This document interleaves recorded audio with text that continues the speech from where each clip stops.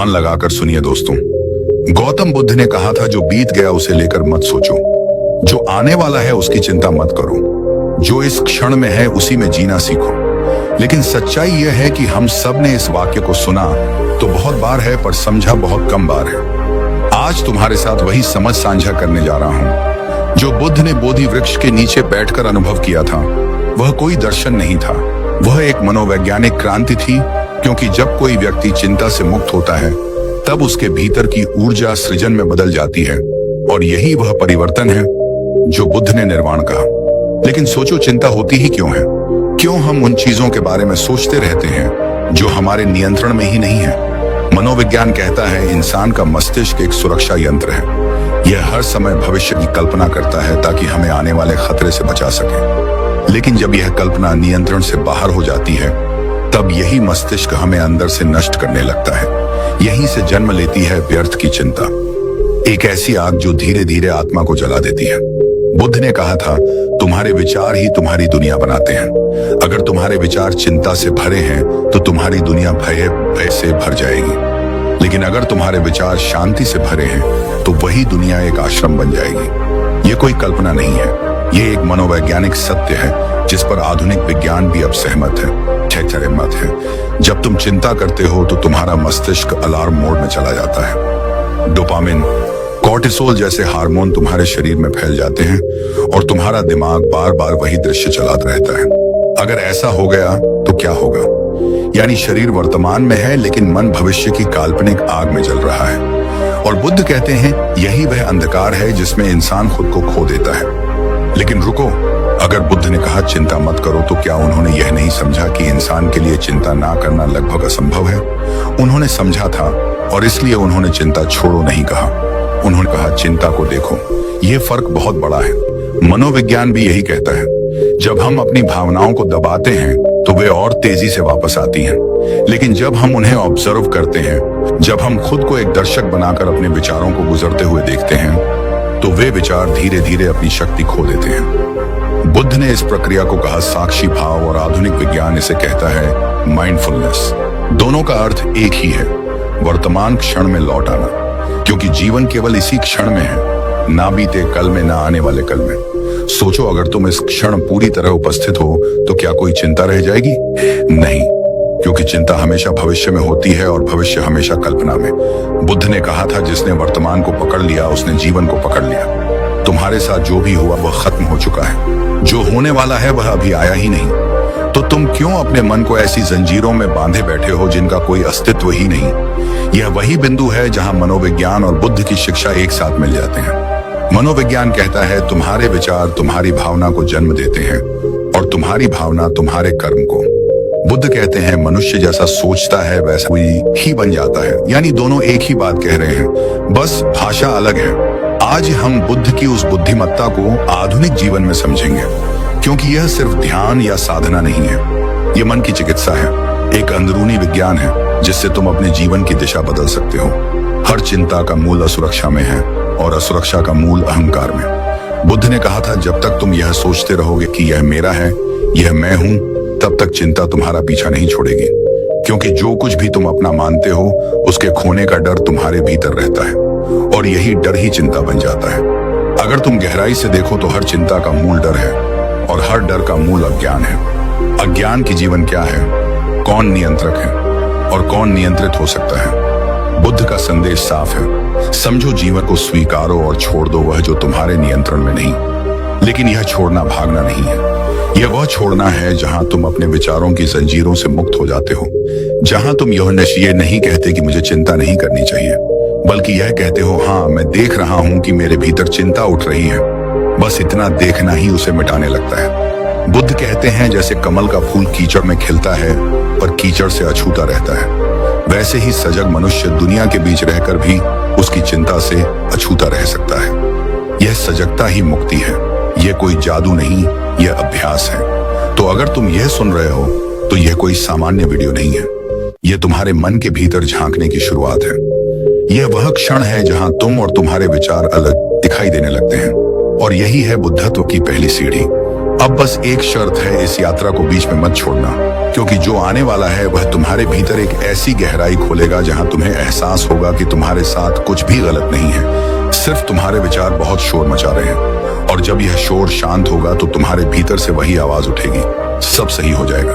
क्या तुमने कभी सोचा है कि जब तुम चिंता करते हो तो वास्तव में तुम क्या कर रहे होते हो? तुम किसी समस्या का समाधान नहीं कर रहे होते, तुम बस अपने मन में उस समस्या का बार बार एक नाटक खेल रहे होते हो जहां हर बार तुम हार जाते हो। यही है चिंता। बुद्ध ने कहा था, चिंता उस चीज को नहीं बदल सकती जो होनी है, लेकिन यह तुम्हारे भीतर की शांति को जरूर नष्ट कर देती है। और मनोविज्ञान भी यही कहता है। ओवर थिंकिंग प्रॉब्लम्स को हल नहीं करती बल्कि उन्हें बढ़ा देती है। यानी जब तुम ज्यादा सोचते हो तो तुम समाधान से नहीं, भ्रम से जुड़ते हो। चिंता की जड़ है अनिश्चितता का भय। जब हम भविष्य को देख नहीं पाते तो मन उसे कल्पना से भर देता है, और यह कल्पना ज्यादातर नकारात्मक होती है, क्योंकि हमारा मस्तिष्क सुरक्षा चाहता है, शांति नहीं। वह हमेशा पूछता है, अगर कुछ गलत हो गया तो, अगर मैं असफल हो गया तो, अगर लोग मुझे छोड़ देंगे तो। मनोविज्ञान कहता है यह सर्वाइवल इंस्टिंक्ट है। यह वही प्रणाली है जो हमारे पूर्वजों के समय से चली आ रही है। जब इंसान जंगलों में खतरे में जीता था तब यह चिंता जीवन बचाती थी। आज यह चिंता जीवन खा रही है। वक्त बदल गया है, लेकिन मन अब भी उसी पुराने डर के हिसाब से काम कर रहा है। और बुद्ध ने यही देखा था। उन्होंने मन के इस पुराने प्रोग्राम को तोड़ने का तरीका बताया। उन्होंने कहा, जो डरता है वह 2 बार मरता है, एक बार कल्पना में और एक बार सच में। इसलिए उन्होंने सिखाया, देखो, समझो और जाने दो। मगर हम ऐसा करते नहीं। हम चिंता को पकड़कर बैठ जाते हैं जैसे वह कोई अमूल्य वस्तु हो। हम सोचते हैं कि अगर हम लगातार सोचते रहेंगे तो शायद कोई जादुई समाधान मिल जाएगा।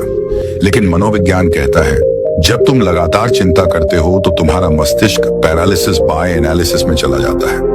यानी इतना सोचता है कि कुछ करने की शक्ति ही खत्म हो जाती है। बुद्ध ने इसी स्थिति को कहा अज्ञान का बोझ।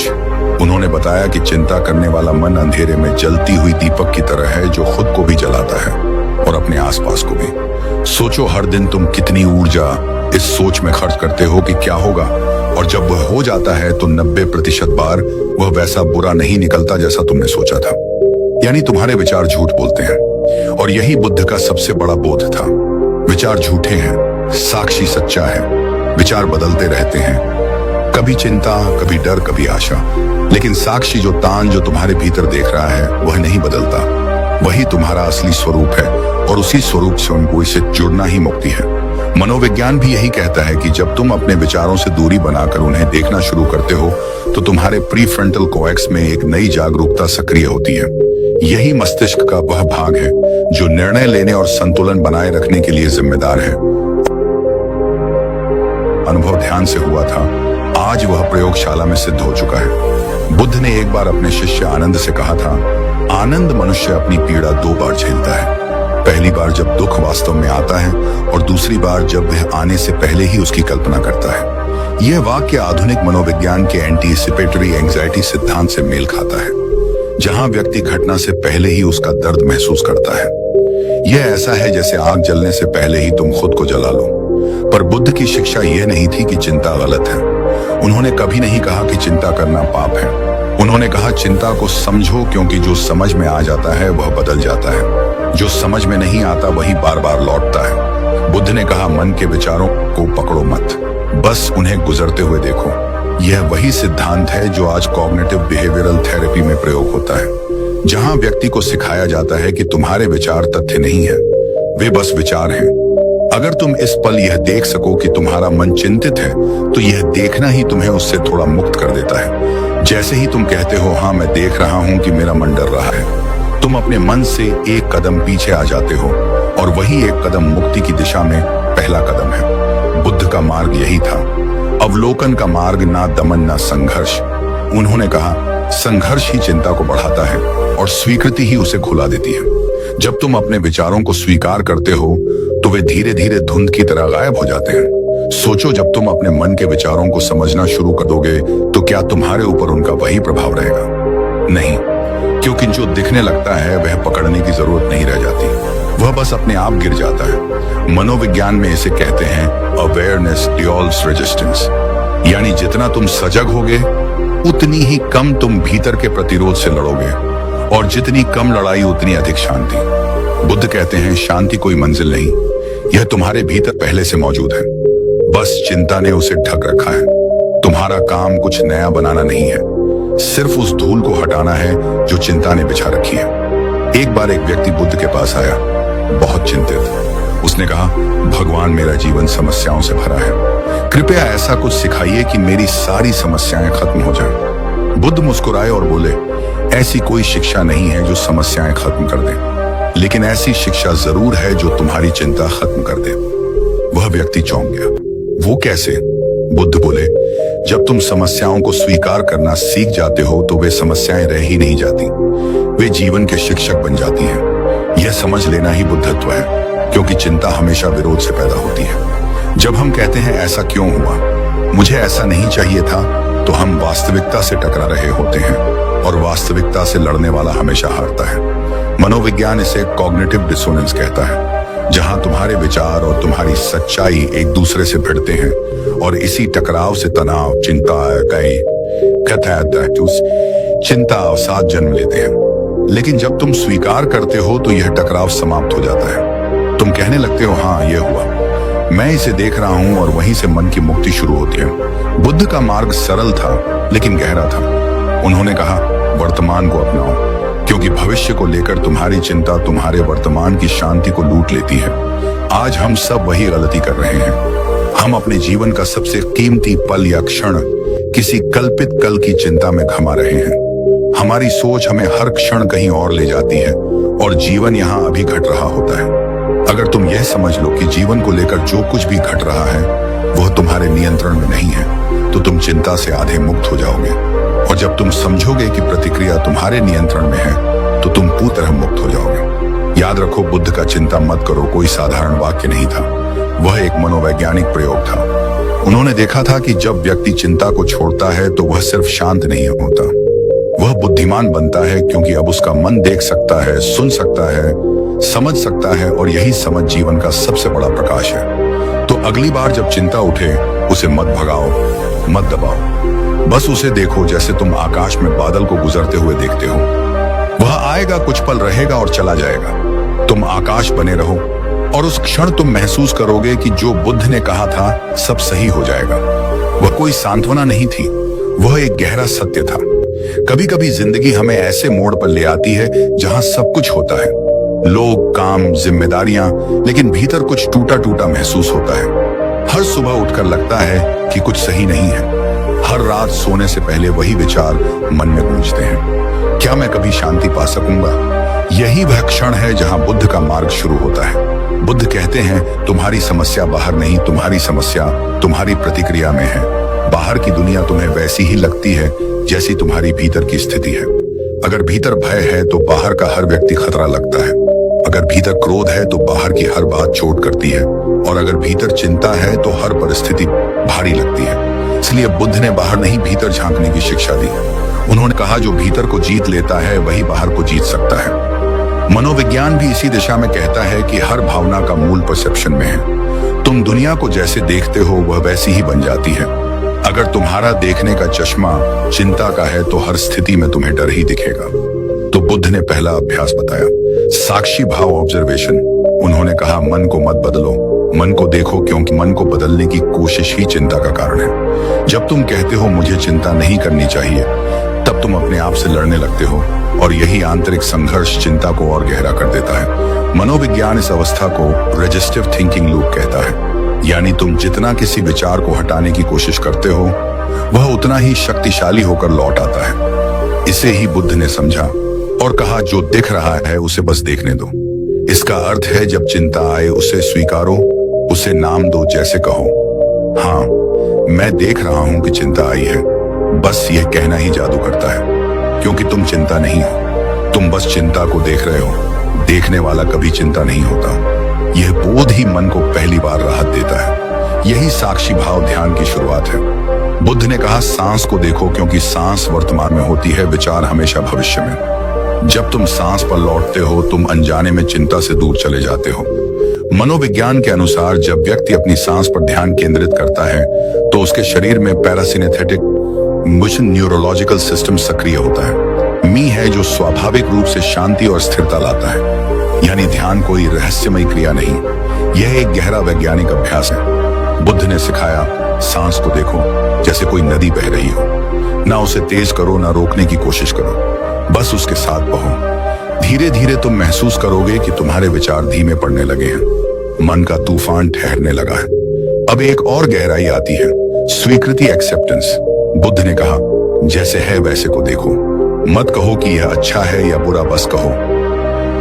जब तुम यह है कहते हो तो तुम्हारा मन तर्क छोड़ देता है, वह स्वीकार करने लगता है, और स्वीकार करना ही चिंता का इलाज है। मनोविज्ञान भी यही कहता है, जब व्यक्ति अपनी भावनाओं को स्वीकारता है तो उनका असर धीरे धीरे घटने लगता है। असम अफेक्टिव लेबलिंग कहा जाता है, जहां तुम अपनी भावना को पहचानते और नाम देते हो और दिमाग में उसके प्रति प्रतिक्रिया कम हो जाती है।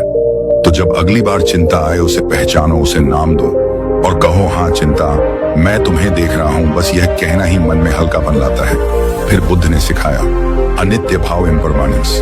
उन्होंने कहा, कुछ भी स्थायी नहीं है। तुम्हारे विचार, तुम्हारा दुख, तुम्हारी चिंता सब अस्थायी है। वे आएंगे, रहेंगे और चले जाएंगे। बस तुम उन्हें पकड़ते हो इसलिए वे टिके रहते हैं। मनोविज्ञान इसे टेम्पोरल डिटैचमेंट कहता है। यानी जब तुम समझ लेते हो कि हर भावना अस्थायी है तो तुम उससे डरना छोड़ देते हो, और जब डर खत्म होता है तो चिंता स्वतः खत्म हो जाती है। बुद्ध ने अपने शिष्यों को सिखाया था कि हर भावना को बादल की तरह देखो। बादल आते हैं, जाते हैं, पर आकाश वैसा ही रहता है। तुम वही आकाश हो। विचार, भावनाएं, चिंताएं, यह सब बादल हैं, बस गुजरने दो। धीरे धीरे जब तुम इन तीन अवस्थाओं का अभ्यास करते हो, साक्षी भाव, स्वीकृति और अनित्य भाव, तो तुम्हारा मन रूपांतरित होने लगता है। अब तुम चिंता में नहीं डूबते, बल्कि उसे ऊपर से देखते हो, और यह देखना ही मुक्ति है।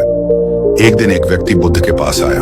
उसने कहा, मैं ध्यान करता हूं पर मन शांत नहीं होता, हर वक्त चिंता चलती रहती है। बुद्ध मुस्कुराए और बोले, तुम शांत मन की तलाश कर रहे हो, जबकि ध्यान का अर्थ मन को शांत करना नहीं बल्कि उसे समझना है।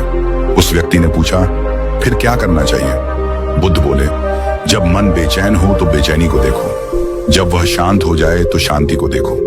दोनों को देखने वाला जो बचा रहता है वही तुम हो। यह वाक्य मनोविज्ञान की सबसे आधुनिक थ्योरी मेटा अवेयरनेस से मेल खाता है, जहां व्यक्ति अपनी सोच को देखने लगता है और यही देखने का गुण उसकी आत्म जागरूकता को बढ़ाता है। धीरे धीरे यह अभ्यास चिंता की जड़ को काट देता है, क्योंकि चिंता अब तुम्हारे साथ नहीं खेल पाती। वह आती है, तुम देखते हो, वह गिर जाती है। यह कोई चमत्कार नहीं, यह अभ्यास है। बुद्ध ने भी वर्षों तक यही अभ्यास किया था, जब तक उन्होंने यह नहीं जाना कि जिसे हम चिंता कहते हैं वह बस मन का एक चलायमान दृश्य है। और जब उन्होंने यह देखा तब भीतर से वही स्वर निकला, अहो सब सही है, सब ठीक है। वह क्षण था निर्वाण का। निर्वाण का अर्थ मृत्यु नहीं बल्कि मन के भ्रमों की मृत्यु है। और जब भ्रम मरते हैं तो जो बचता है वही सच जीवन है। मनोविज्ञान इसे कॉग्निटिव लिबरेशन कहता है, जहां व्यक्ति अब विचारों का गुलाम नहीं रहता बल्कि विचार उसका उपकरण बन जाते हैं।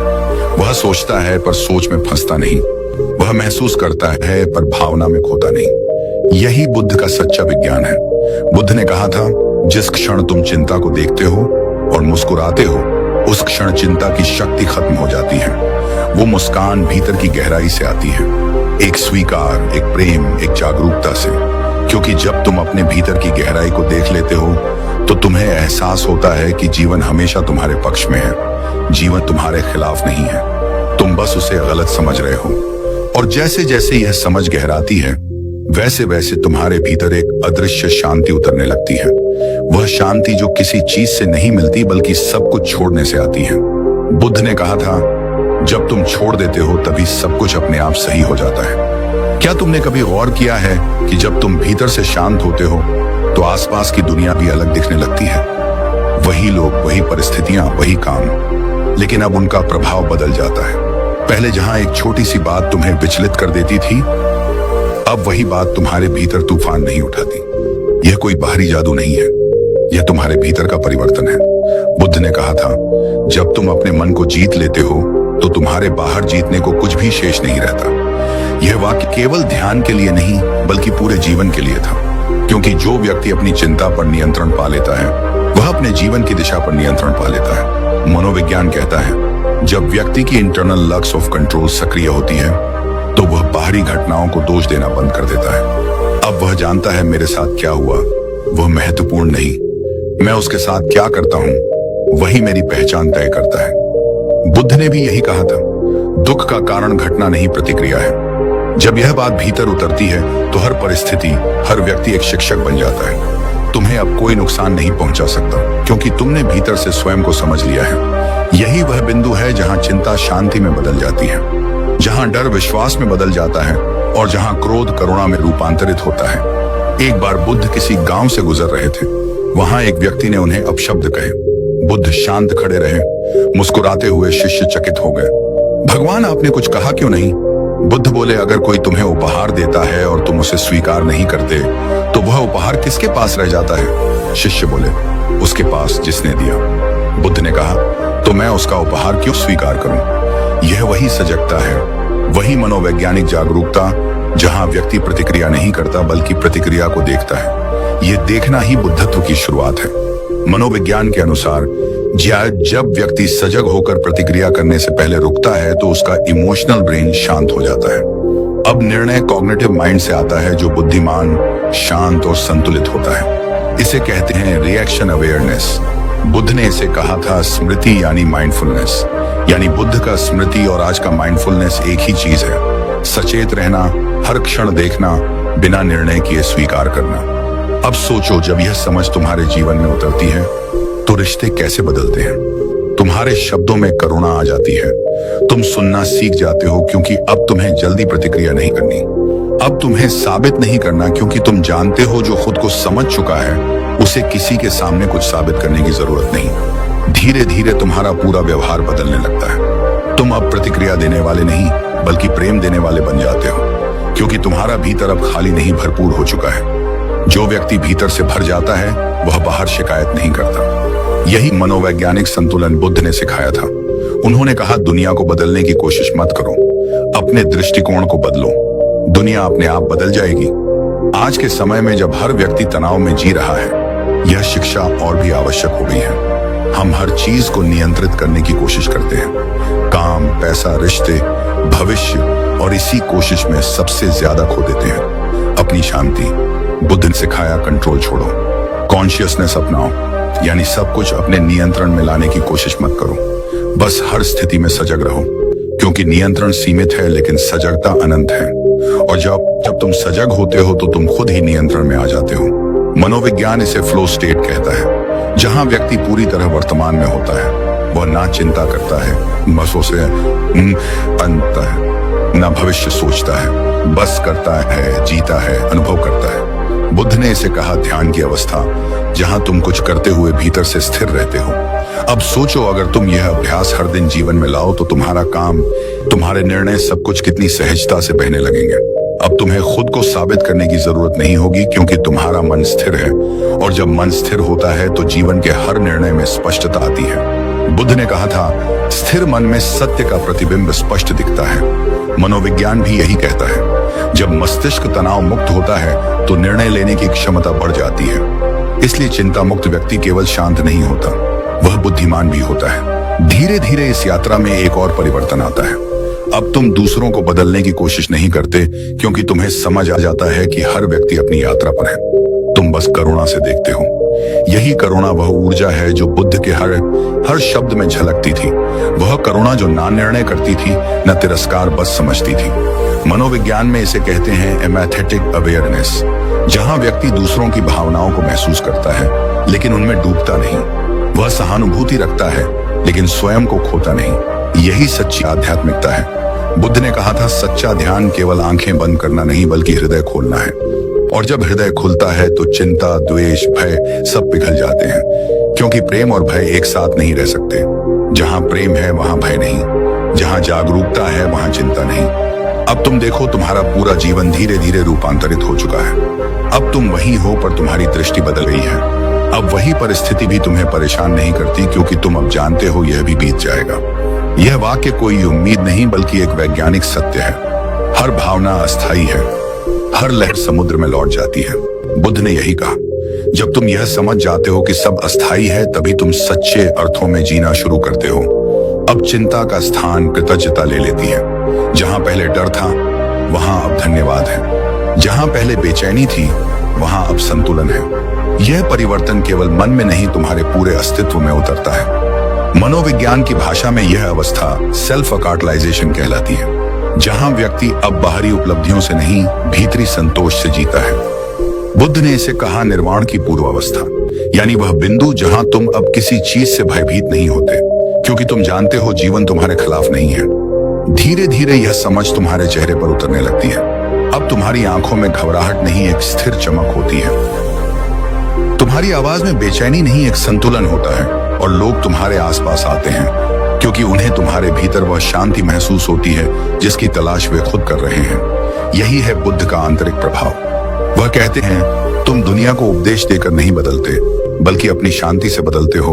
और यही बात मनोविज्ञान भी मानता है। ऊर्जा संक्रामक होती है। जब तुम भीतर से शांत होते हो तो तुम्हारे आसपास का वातावरण भी तुम्हारे साथ संतुलित हो जाता है। और यही वह क्षण है जहां जीवन पहली बार सरल लगता है, जहां तुम हर चीज को एक मुस्कान से स्वीकार करते हो, जहां अब तुम्हें यह एहसास होता है कि जो भी हुआ, जो भी होगा, वह ठीक है क्योंकि तुम अब ठीक हो। कभी कभी जीवन हमें ऐसे मोड़ पर ला खड़ा करता है जहां हमें लगता है अब कुछ नहीं बचा। सपने टूट जाते हैं, रिश्ते बिखर जाते हैं और मन डर के साए में छिप जाता है। पर यहीं से जीवन का असली सबक शुरू होता है। बुद्ध कहते हैं जब कुछ भी स्थायी नहीं है तो फिर चिंता किस बात की। देखो, यह केवल एक दार्शनिक बात नहीं है, यह एक जीवित अनुभव है। तुम हर दिन यह अनुभव करते हो, बस उसे पहचान नहीं पाते। सुबह होती है, शाम ढल जाती है, खुशी आती है, चली जाती है, दुख आता है, वह भी चला जाता है। हर भावना, हर घटना, हर रिश्ता सिर्फ एक लहर है। लेकिन तुम क्या करते हो? तुम लहर से चिपक जाते हो और भूल जाते हो कि तुम खुद वह समुद्र हो जहां लहरें उठती हैं और मिटती हैं। यही भूल हमें चिंता में डुबो देती है। हम सोचते हैं कि जो अभी है वही हमेशा रहेगा। दुख हो या डर, हम उसे स्थायी मान लेते हैं और यही भ्रम हमें भीतर से तोड़ देता है। बुद्ध ने कहा था तुम्हारा दुख इसलिए नहीं कि चीजें बदलती हैं, बल्कि इसलिए क्योंकि तुम चाहते हो कि वह ना बदले। और यही मनोविज्ञान की जड़ है। हर चिंता, हर डर अवांछित परिवर्तन का भय है। लेकिन अगर हम इस भय को स्वीकार कर लें, अगर हम समझ लें कि परिवर्तन ही जीवन की सबसे बड़ी सुंदरता है, तो क्या बचेगा डरने को? कुछ भी नहीं। तब तो हर क्षण एक नया अवसर बन जाएगा। मनोविज्ञान कहता है जब व्यक्ति एक्सेप्टेंस की अवस्था में आता है तो उसका मस्तिष्क सुरक्षित अवस्था, सेफ मोड में चला जाता है। अब शरीर लड़ना या भागना बंद कर देता है। अब उसमें शांति, संतुलन और सृजनशीलता आती है। यही वह अवस्था है जहां बुद्ध का ध्यान जन्म लेता है। अब सोचो, जब हर क्षण तुम यह समझने लगो कि जो कुछ हो रहा है वह तुम्हारे खिलाफ नहीं बल्कि तुम्हारे लिए हो रहा है, तो चिंता की कोई जगह ही नहीं बचेगी। यही वह बिंदु है जहां मन की क्रांति होती है। अब तुम किसी चीज से भागते नहीं बल्कि उसे देखना सीख जाते हो। तुम अपने दर्द को भी ध्यान से देखने लगते हो और जब तुम दर्द को ध्यान से देखते हो वह खुल जाता है। बुद्ध ने कहा था सचेत व्यक्ति दर्द को अनुभव करता है, अचेत व्यक्ति दर्द में खो जाता है। यह एक गहरी बात है। जब तुम अपने मन को देखना शुरू करते हो तब तुम मन नहीं रह जाते, तुम उसके साक्षी बन जाते हो। और जब तुम साक्षी बन जाते हो तब चिंता की आग तुम्हें जला नहीं सकती। अब तुम जीवन के प्रवाह को स्वीकार करते हो। तुम समझते हो कि हर परिस्थिति तुम्हें कुछ सिखाने आई है। अब तुम शिकायत नहीं करते, बस सीखते हो। और यहीं से तुम्हारे भीतर का बुद्ध जागने लगता है। धीरे धीरे तुम अनुभव करने लगते हो कि सब सही हो जाएगा। कोई भविष्य की बात नहीं, यह तो वर्तमान का सत्य है। क्योंकि जब तुम स्वयं सही हो जाते हो तब बाहर सब कुछ सही दिखने लगता है। यह ब्रह्मांड तुम्हारे मन का प्रतिबिंब है। जब मन शांत तो संसार शांत, जब मन बेचैन तो संसार अस्त व्यस्त। इसलिए बुद्ध ने कहा बाहर की दुनिया बदलना व्यर्थ है, पहले अपना मन बदलो। और यही आधुनिक मनोविज्ञान भी कहता है। कॉग्निटिव रिफ्रेमिंग, यानी हर स्थिति को देखने का दृष्टिकोण बदलो, स्थिति खुद बदल जाएगी। जब तुम यह अभ्यास करने लगते हो तो तुम्हारे जीवन में जादू शुरू होता है। जहां पहले बेचैनी थी वहां शांति उतरने लगती है। जहां पहले डर था वहां भरोसा आता है। और जहां पहले क्यों मैं था वहां आता है क्यों नहीं मैं। यह वही क्षण है जहां बुद्धत्व भीतर उतरता है। अब तुम केवल एक व्यक्ति नहीं, एक ऊर्जा बन जाते हो जो खुद शांत है और आसपास की दुनिया को भी शांत करती है। अब तुम समझ चुके हो, व्यर्थ की चिंता इसलिए मत करो क्योंकि चिंता कुछ बदलती नहीं, बस तुम्हारे भीतर की ताकत को कमजोर करती है। और जब तुम चिंता छोड़ देते हो तो तुम अपनी शक्ति से जुड़ जाते हो। यही बुद्ध का रहस्य था। उन्होंने कभी किसी को बदलने की कोशिश नहीं की, उन्होंने बस उन्हें देखना सिखाया, और जो देखने लगा वह बदल गया। आज के युग में भी अगर हम यह सीख लें, देखना बिना निर्णय के, तो हमारा हर दिन ध्यान बन जाएगा, हर रिश्ता प्रेम बन जाएगा, हर चुनौती अवसर बन जाएगी। बुद्ध ने कहा था, जो जाग गया वह मुक्त हो गया, और जागरण का अर्थ यही है। अब तुम जान गए हो कि तुम अपने विचार नहीं हो, तुम अपने डर नहीं हो, तुम केवल साक्षी हो। और जब यह पहचान भीतर उतरती है तो तुम खुद से कहते हो, हाँ सब सही हो जाएगा, क्योंकि अब तुम्हें किसी बाहरी वादे पर भरोसा नहीं, अब तुम्हें खुद पर भरोसा है। अब तुम्हें पता है, हर तूफान के बाद शांति आती है, हर अंधेरे के बाद उजाला, हर गिरावट के बाद उठना, और हर दर्द के बाद नई समझ। तो अब अगली बार जब मन चिंता करे, उसे प्रेम से कह देना, धन्यवाद, लेकिन अब मुझे तेरी जरूरत नहीं, क्योंकि अब तुम जाग चुके हो। अब तुम जानते हो जो भी होगा वह सही ही होगा, क्योंकि अब तुम उसे सही देखने लगे हो।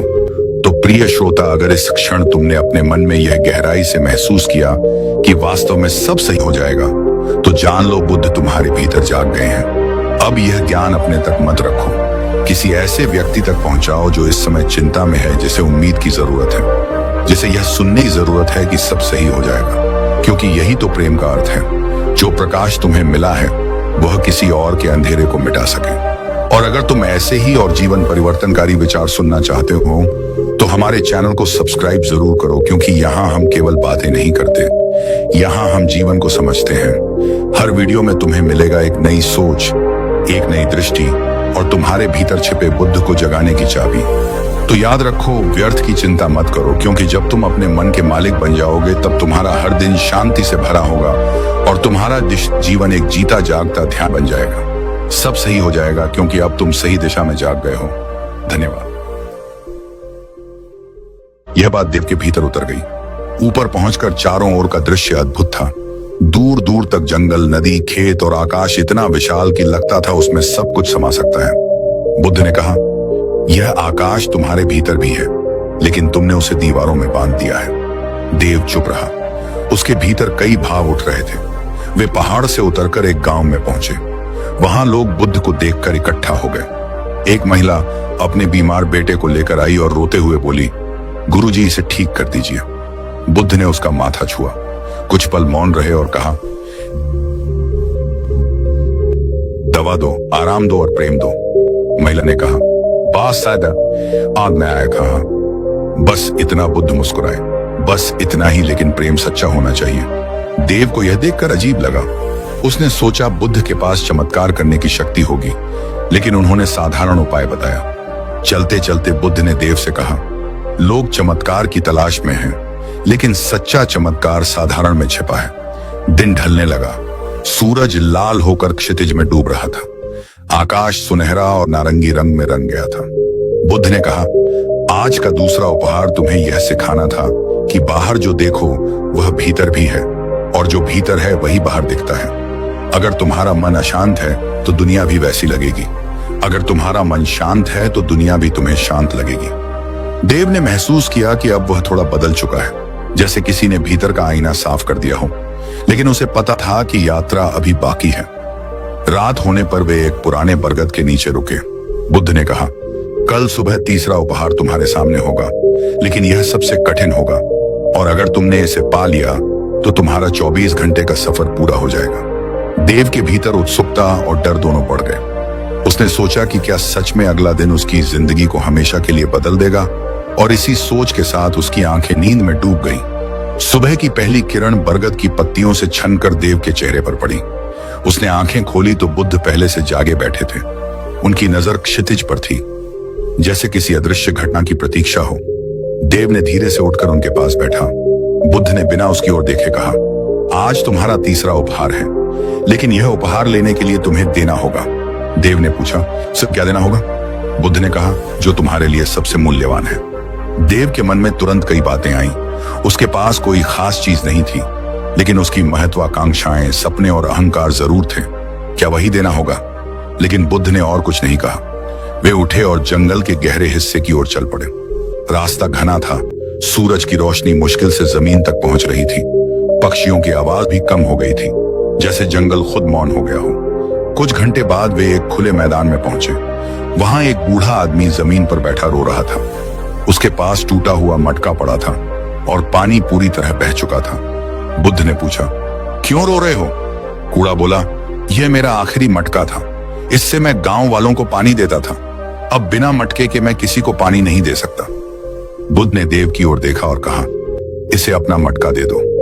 देव चौंका, मेरे पास तो कोई मटका नहीं है। बुद्ध ने कहा, तुम्हारे पास समय है, शक्ति है और करने की इच्छा है।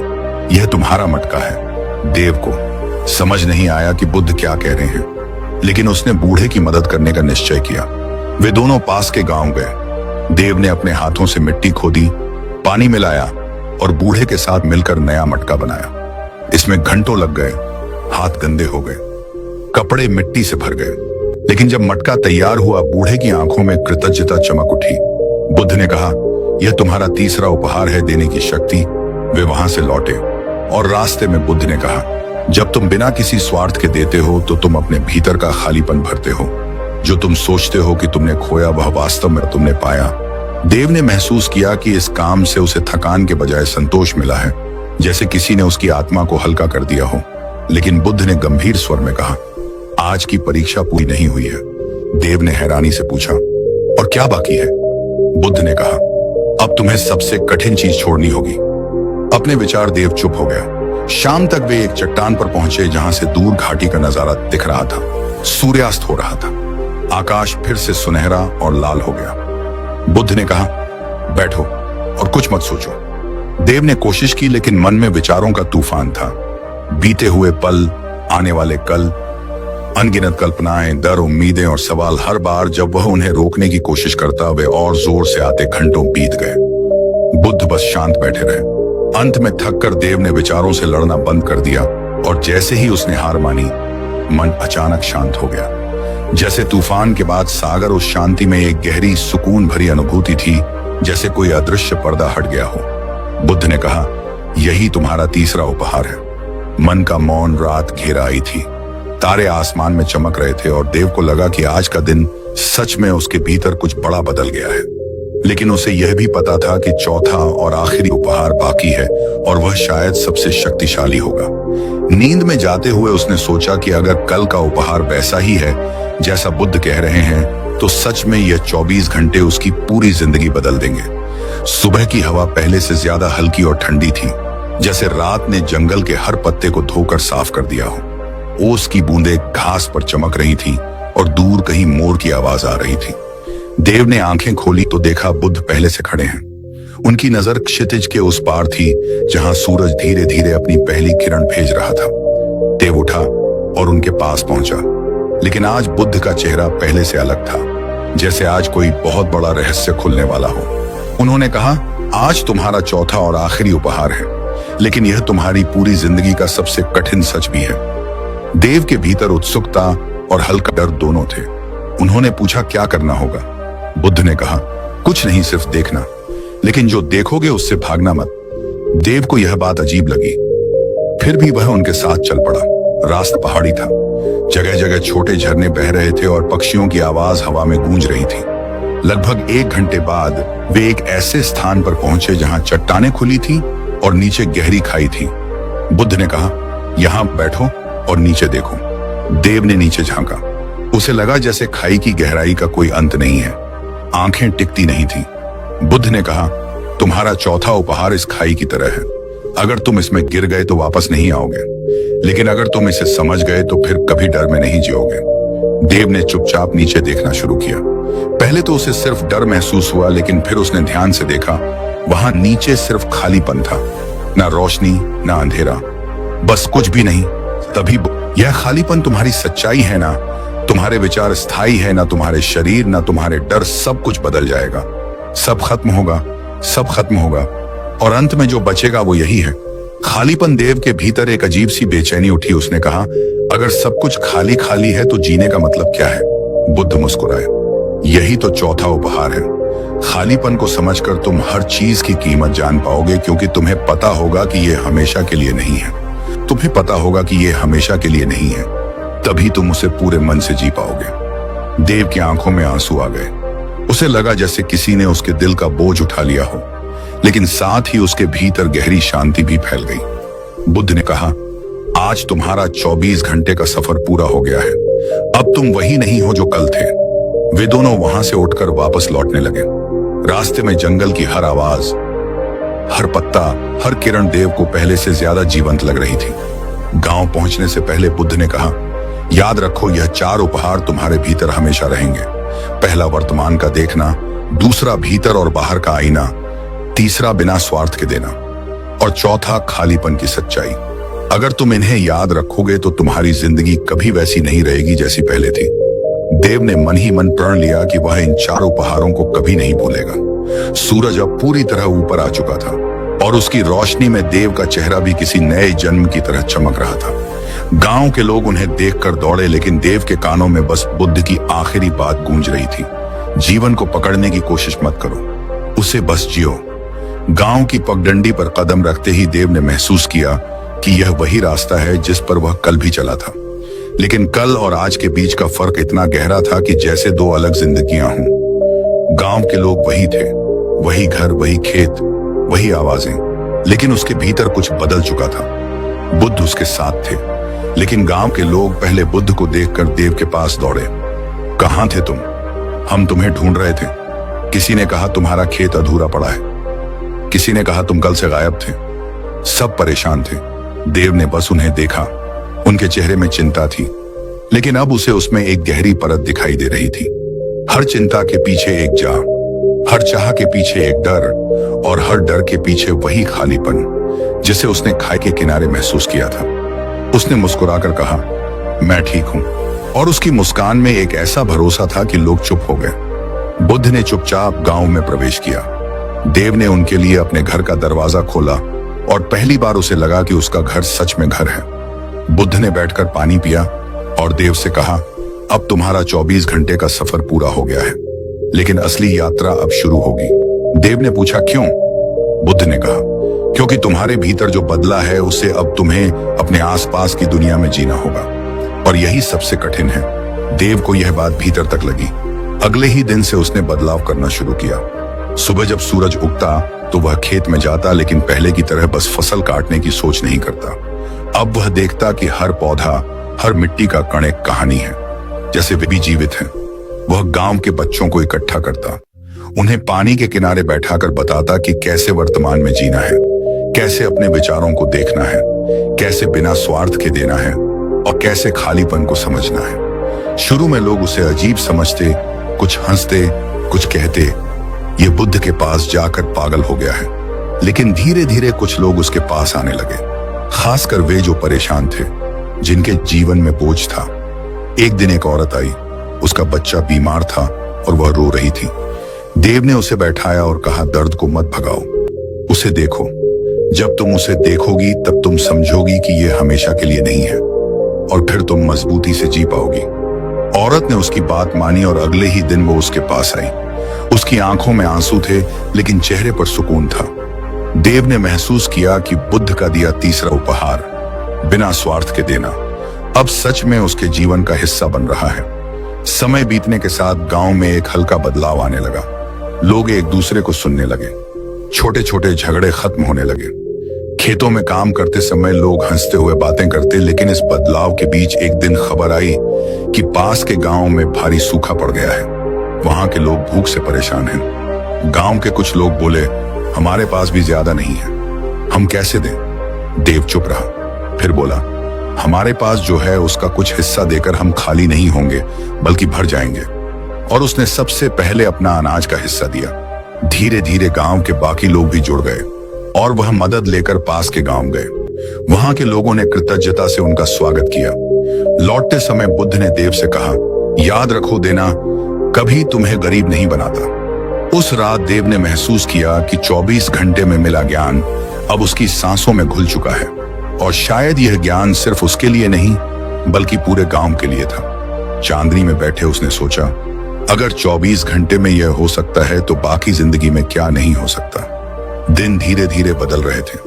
गांव में हल्की हल्की शांति फैल रही थी, लेकिन हर बदलाव की तरह इसके भी विरोधी थे। कुछ लोग देव के बारे में कहते यह बहुत बड़ा ज्ञानी बन गया है, लेकिन खेती का क्या होगा। कुछ कहते यह सब बातें पेट नहीं भरती। देव सुनता लेकिन प्रतिक्रिया नहीं देता। एक दिन सुबह सुबह गांव में शोर मचा। खेत के किनारे आग लग गई थी। सूखी ठास और तेज हवा ने आग को फैलाना शुरू कर दिया। लोग घबरा गए। हर कोई अपने खेत बचाने में लग गया, लेकिन किसी को नहीं पता था कि आग कहां से शुरू हुई। देव ने देखा कि लोग अपने अपने हिस्से में लगे हैं, कोई दूसरों की तरफ ध्यान नहीं दे रहा। उसने जोर से कहा, अगर हम सिर्फ अपना खेत बचाएंगे तो किसी का भी खेत नहीं बचेगा। हमें मिलकर आग बुझानी होगी। कुछ लोग पहले हिचकिचाए, लेकिन फिर देव के साथ दौड़ पड़े। उन्होंने पानी की बाल्टियां पास पास खड़ी कर दी और लाइन बनाकर एक के बाद एक पानी डालने लगे। कई घंटे तक संघर्ष के बाद आग काबू में आई। लोग थक कर जमीन पर बैठ गए। उनके चेहरे काले पड़ गए थे, लेकिन आंखों में राहत थी। तभी एक बूढ़ा आदमी बोला, आज अगर हम सब साथ ना होते तो गांव जल गया होता। देव ने मुस्कुराकर कहा, देव वही है जो बुद्ध ने सिखाया था, बिना स्वार्थ के देना और साथ मिलकर जीना। लेकिन उसकी नजर में एक सवाल था, यह आग आई कहां से। कुछ बच्चों ने बताया कि उन्होंने एक आदमी को सूखी घास में अंगारा फेंकते देखा था। देव ने तुरंत समझा कि बदलाव को हर कोई स्वीकार नहीं करता। बुद्ध उसके पास आए और बोले, यह तुम्हारी अगली परीक्षा थी। जब ज्ञान फैलता है तो अंधेरा और भी जोर से हमला करता है, लेकिन अगर तुम शांत रहो तो अंधेरा खुद हार जाएगा। उस रात देव आग की रोशनी में बैठे सोच रहा था कि 24 घंटे में मिला ज्ञान अब उसके लिए जिम्मेदारी बन गया है। अगले दिन उसने गांव में बैठक बुलाई। उसने कहा, अगर हम चाहते हैं कि यह शांति और सहयोग बना रहे तो हमें हर मुश्किल में साथ खड़ा होना होगा, चाहे वह सूखा हो, आग हो या मन का डर। लोग सहमत हुए और उन्होंने तय किया कि हर हफ्ते एक दिन सब मिलकर गांव के काम करेंगे। धीरे धीरे यह परंपरा बन गई और सबसे आश्चर्य की बात यह थी कि जो लोग पहले विरोध कर रहे थे वे भी इसमें शामिल हो गए। लेकिन देव जानता था कि असली चुनौती अभी बाकी है, क्योंकि बदलाव बाहर से नहीं अंदर से टूटता है, और जब किसी के भीतर का डर या लालच जागता है तो वह सबसे खतरनाक आग बन सकता है। बुद्ध ने चुपचाप उसकी ओर देखा और कहा, तुम्हें अब अगली लहर के लिए तैयार रहना होगा। देव ने सिर हिलाया, लेकिन मन में सोच रहा था कि आगे क्या आने वाला है। तभी क्षितिज पर काले बादल घिरने लगे और हवा में एक अजीब सी ठंडक फैल गई, जैसे कोई बड़ी परीक्षा दरवाजे पर खड़ी हो। काले बादल पूरे आसमान पर छा गए थे। हवा में मिट्टी की गंध के साथ एक अजीब सा तनाव था, जैसे किसी अनदेखे खतरे की आहट। गांव के लोग बारिश की उम्मीद में आसमान देख रहे थे, लेकिन बारिश की एक बूंद भी नहीं गिरी। इसके बजाय तेज हवा चलने लगी। रात होते होते गांव के बीचों बीच पुराने बरगद के पेड़ के पास भीड़ जुटने लगी। कारण था दो भाइयों का झगड़ा जो इतने जोर से चिल्ला रहे थे कि पूरे गांव में आवाज गूंज रही थी। देव वहां पहुंचा। उसने देखा कि दोनों भाई एक दूसरे को दोष दे रहे थे। एक कह रहा था, इसने मेरा हिस्सा छीन लिया। दूसरा कह रहा था, यह झूठ बोल रहा है, यह हमेशा मुझे कम देने की कोशिश करता है। भीड़ भी पक्ष लेने लगी। कोई एक का समर्थन कर रहा था, कोई दूसरे का। माहौल इतना गर्म हो गया कि किसी ने पत्थर उठा लिया। देव ने आगे बढ़कर उसका हाथ रोक लिया। उसकी आवाज में कोई चिल्लाहट नहीं थी, लेकिन गहरी दृढ़ता थी। पत्थर फेंकने से तुम्हें सुकून नहीं मिलेगा, सिर्फ आग फैलेगी। भीड़ चुप हुई। देव ने दोनों भाइयों से कहा, तुम दोनों अपने अपने डर से लड़ रहे हो। एक को डर है कि उसका हक छीन जाएगा, दूसरे को डर है कि उसे कभी पूरा नहीं मिलेगा। यह डर तुम्हारे भीतर की आग है और यह आग बाहर फैलकर पूरे गांव को जला सकती है। दोनों भाई पहले तो चुप रहे, फिर एक ने कहा, अगर मैं छोड़ दूं तो यह मेरा फायदा उठाएगा। देव मुस्कुराया। बिना स्वार्थ के देना तभी कठिन लगता है जब तुम्हें लगता है कि तुम्हारे पास कम है, लेकिन अगर तुम देखो कि तुम्हारे पास हमेशा कुछ ना कुछ है तो देने में डर नहीं लगेगा। उसकी बात सुनकर भीड़ में एक बूढ़ी औरत बोली, मैंने देखा है जब मैं अपने पास का खाना भूखे को दिया तो अगले ही दिन मुझे उससे 2 गुना मिला, लेकिन जो मैंने अपने डर में छुपाया वो सड़ गया। यह सुनकर लोग फुसफुसाने लगे। धीरे धीरे माहौल बदलने लगा। दोनों भाइयों ने एक दूसरे को देखा और फिर बिना बोले एक दूसरे को गले लगा लिया। भीड़ ने राहत की सांस ली, लेकिन देव जानता था कि यह भीतर की आग का बस एक रूप था। यह कभी लालच बनकर, कभी ईर्ष्या बनकर, कभी अहंकार बनकर वापस आएगी। बुद्ध जो अब तक चुप थे, आगे बढ़े और बोले, भीतर की आग को बुझाने का सिर्फ एक तरीका है, उसे पहचानना, उसे देखना और उसे पकड़ने की कोशिश छोड़ देना। देव ने महसूस किया कि यह चौथा उपहार, खालीपन की सच्चाई, यही सबसे गहरा असर करता है। अगर अंदर कुछ भी स्थायी नहीं है तो ना डर, ना गुस्सा, ना लालच टिक सकता है। लेकिन इसे हर कोई तुरंत नहीं समझेगा। इसलिए उसने ठान लिया कि वह गांव में बैठकों में अब सिर्फ कहानियां नहीं सुनाएगा, बल्कि हर किसी को अपने भीतर की आग देखने का अभ्यास कराएगा। अगले दिन से उसने छोटे छोटे समूह बनाए। बच्चों से कहा, जब गुस्सा आए तो उसे नाम दो, उसे देखो लेकिन कुछ मत करो। बड़ों से कहा, जब डर आए तो उसे महसूस करो लेकिन उस पर तुरंत काम मत करो। शुरुआत में लोग हंसते, लेकिन फिर उन्होंने महसूस किया कि यह तरीका सच में असर करता है।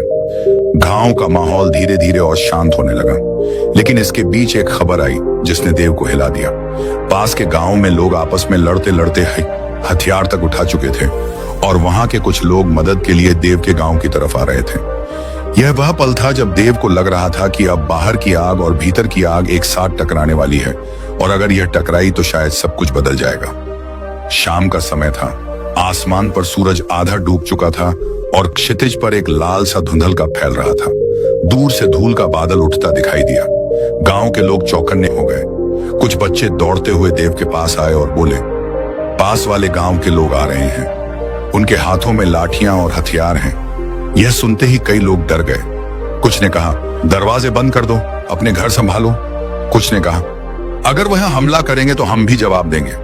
माहौल में डर और गुस्सा दोनों फैलने लगे। देव ने गहरी सांस ली और भीड़ के बीच जाकर खड़ा हो गया। उसकी आवाज साफ लेकिन शांत थी। जो आने वाले हैं वह हमारे दुश्मन नहीं है, वह डर और गुस्से के शिकार हैं, जैसे कभी हम थे। लेकिन कुछ लोग मानने को तैयार नहीं थे। एक जवान आदमी बोला, अगर हम उन्हें रोकेंगे नहीं तो वह में कुचल देंगे। देव ने उसकी आंखों में देखा, अगर तुम अपने भीतर की आग लेकर बाहर की आग से भिड़ोगे तो दोनों आग मिलकर हमें जला देंगे, लेकिन अगर तुम पानी बन गए तो आग खुद बुझ जाएगी। यह कहते हुए देव गांव के बाहर की ओर बढ़ा। उसके साथ सिर्फ कुछ लोग थे, बाकी अभी भी शक और डर में थे। जैसे ही पास वाले गांव के लोग करीब आए, उनके चेहरे पर थकान, गुस्सा और भूख का मिला जुला असर था। उनमें से एक ने चिल्लाकर कहा, हमें खाना दो, नहीं तो हम छीन लेंगे। देव बिना डरे आगे बढ़ा। उसने कहा, हमारा दरवाजा तुम्हारे लिए बंद नहीं है, लेकिन पहले बैठो, पानी पियो, फिर बात करेंगे। सामने वाले हैरान रह गए। उन्हें उम्मीद थी कि सामने से विरोध मिलेगा, लेकिन यहाँ तो उन्हें बैठने का न्योता मिल रहा था। उनमें से एक बुजुर्ग आदमी ने बाकी को इशारा किया और सब धीरे धीरे बैठ गए। देव ने गांव के बच्चों से कहा, पानी और थोड़ा अनाज लाओ। बच्चों ने बिना डरे सबके सामने कटोरियां रखी। कुछ देर तक सिर्फ खाने पीने की आवाज थी। फिर देव ने कहा, हम जानते हैं कि तुम पर सूखा पड़ा है और तुम परेशान हो, लेकिन अगर हम लड़ेंगे तो दोनों गांव तबाह हो जाएंगे। अगर हम साथ आए तो दोनों गांव बच सकते हैं। सामने वाले कुछ देर चुप रहे। फिर एक औरत